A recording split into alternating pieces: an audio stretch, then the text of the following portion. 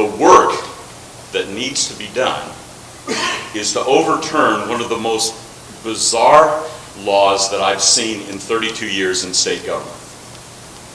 We have a law on the books that systematically violates a court order of the highest court of this state.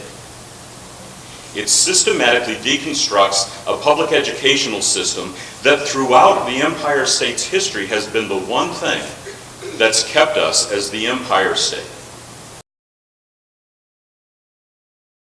Yet, as you and I sit here this evening, half of the school districts in the state of New York don't have a penny more in state aid than they had in 2009.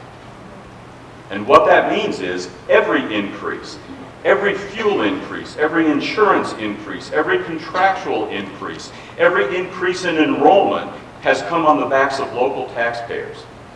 And New York State is an anomaly because virtually every other state in the union expects its local taxpayers to pay 1/3 of public educational costs, and it pays for 2/3.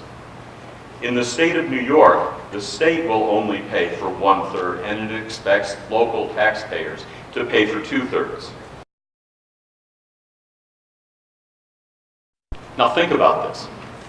Tiny little state, huge state, southern state, northern state, Republican state, Democrat state, right to work state, union state. State determines the teachers' contracts, locally negotiated teachers' contracts. Least amount spent on kids per child. The most amount spent on kids per child on average. We couldn't be farther apart on the spectrum in every single measure except one, the one that counts. We are 24th and 25th in educational outcome. Now, how in the world can that happen? In the Empire State, how does that happen? Well, it happens because we have the 45th worst distribution system of state aid in the United States of America. Because we have some districts that are worried about cutting brunch with the Broadway stars, while we have other districts that are worried about getting their kids into our own state universities, the ones we pay for ourselves. Real life examples where we can't get valedictorians into those schools.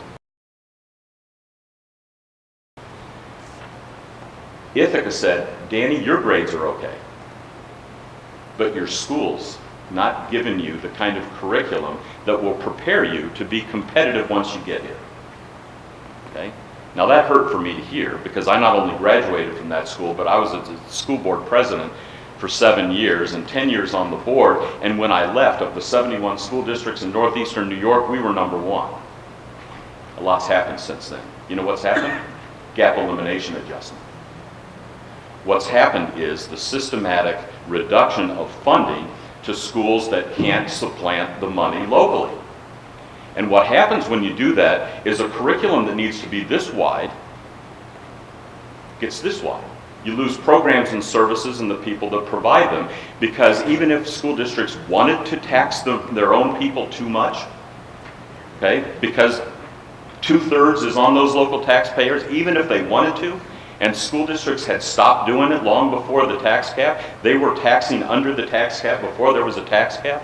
But even if they wanted to, they couldn't do it. So they're capped locally, they're capped at the state level, and all school districts that have, I guess, a well-defined tax base, economic base within their communities can do nothing but contract.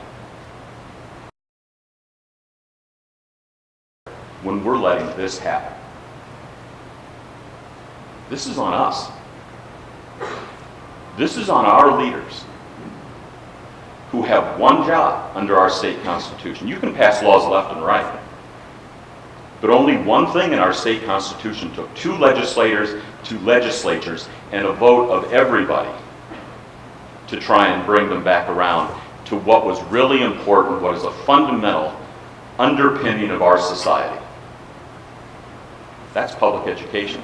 It's the one thing, folks. It's the only thing that we know that brings us into the future. And we've sacrificed that for a decade now, so that North Carolina and New York are like this. Okay, that's not the Empire State. And to make matters worse, as if that weren't shameful enough, we've got a governor who feels free to tell everybody. How do you have a multi-million-dollar campaign to bring in businesses when you're on the nightly news every night saying how horrible our public educational system is? One really has to question the pathology of someone who demands of school districts that they put a certain evaluative system in place, and if they don't, we'll withhold your state aid. Okay, we will starve your school district if you don't do this. And 2 years later says that system is baloney, and I'm going to hold up your state aid until you do my next great idea. Nobody is questioning the impact of the Great Recession. Okay, nobody questions that we spend an astronomical amount of money already. You want to know how much money we spend? The United States of America spends $600 billion on public education. Every last dime, federal, state, local, everything, $600 billion. Here in New York State, we spend 1 out of every 10 of those already. You think we have 1/10 of the population of the U.S.? Not even close. But we're spending 1/10 of the money. Okay? We spend more money on public education in this state than GE makes worldwide. We spend more money on public education in this state than half of the domestic gross national product of half of the nations on the planet. So why do we have impoverished districts? Because we have the 45th worst distribution system in the country. Because what a community can afford to spend on its public educational system bears no relationship whatsoever to the amount the state has decided to allot to it. That's what's got to change.